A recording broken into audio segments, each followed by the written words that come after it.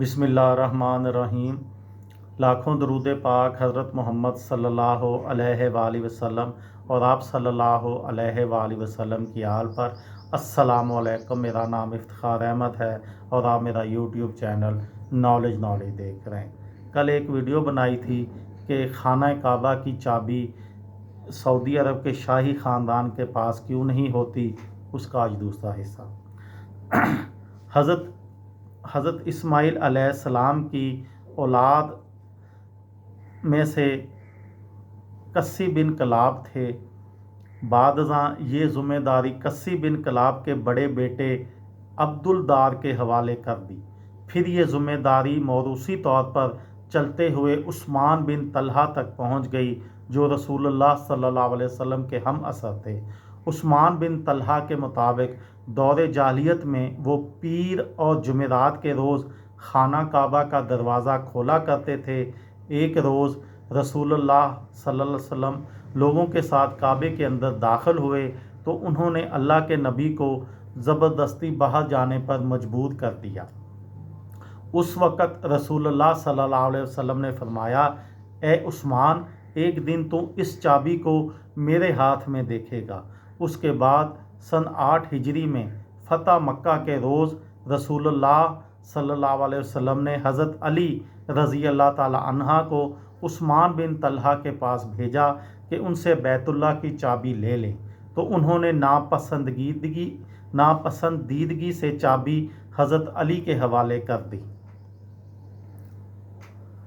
अल्लाह के नबी ने खाना काबा को खोला और तमाम बुतों को तोड़ डाला। फिर उसे आबे ज़मज़म से धोया और 2 रकात नमाज पढ़ी। यहीं से गुस्ल काबा की सुन्नत का आगाज़ हुआ। इस मौके पर सूरह निसा की आयत नंबर 58 नाज़िल हुई, जिसका तर्जमा कुछ इस तरह है। अल्लाह हुक्म देता है कि अमानतें अमानत वालों को लौटा दो। जब लोगों के दरमियान फ़ैसला करो तो इंसाफ से फ़ैसला करो। बेशक अल्लाह तुम्हें नहायत अच्छी नसीहत करता है। बेशक अल्लाह सुनने वाला देखने वाला है। रसूलुल्लाह ने इस आयत को दोहराते हुए उस्मान बिन तलहा को चाबी देते हुए फरमाया, ये लो अपनी चाबी, इसको हमेशा के वास्ते ले लो और किसी जालिम के सिवा ये चाबी तुमसे कोई नहीं छीनेगा। बादशाह उस्मान बिन तलहा ने कलमा तैयबा पढ़ा और फिर अपने बाद वाली शख्सियत को चाबी देकर खुद अल्लाह के नबी के साथ मदीने चले आए।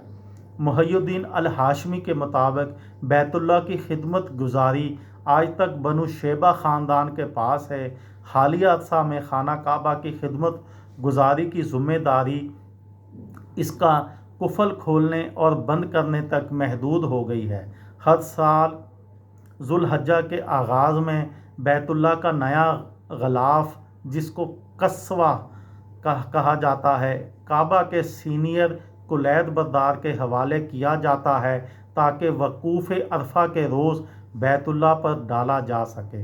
इस मौके पर मस्जिदुल हराम और मस्जिद नबवी के अमूर के सरबरा जनाब शेख डॉक्टर अब्दुर्रहमान अल सदीस कम्प्लेक्स के डायरेक्टर जनाब मोहम्मद बिन अब्दुल्ला और खिदमतगारों और ज़िम्मेदारों की बड़ी तादाद मौजूद होती है। ये थी मेरी आज की वीडियो। किसी दोस्त को, किसी भाई को, किसी बहन को फ़ायदा हो तो मुझे दुआओं में याद रखिएगा।